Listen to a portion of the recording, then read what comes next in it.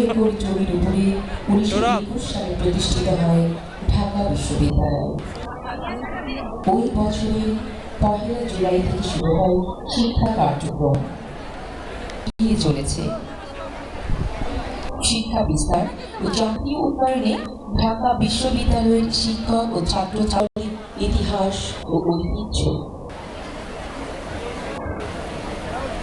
1921 সালে 3টি অনুষদের অধীনে 12টি বিভাগে 60 জন শিক্ষক ও 877 জন শিক্ষার্থী নিয়ে শিক্ষা কার্যক্রম শুরু হয়েছিল। সূচনালগ্নে সলিমুল্লাহ মুসলিম হল, ঢাকা হল ও জগন্নাথ হল এই 3টি আবাসিক হল ছিল।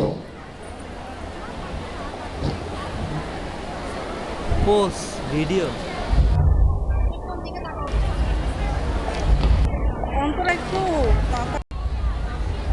35,589 জন শিক্ষার্থীর পদচারণায় মুখরিত এই বিশ্ববিদ্যালয়ে রয়েছে স্বর্ণোজ্জ্বল ঐতিহ্য। শিক্ষার মান ও মর্যাদায় ঢাকা বিশ্ববিদ্যালয় আজ আন্তর্জাতিক খ্যাতিসম্পন্ন শিক্ষা ও গবেষণার এক অনন্য প্রতিষ্ঠান। ইতিহাসের 3টি অধ্যায়ে প্রথমটি ব্রিটিশ আমল 1921 থেকে 1947 সাল। দ্বিতীয় ডিগ্রি অর্জনকারী শিক্ষার্থীবৃন্দ,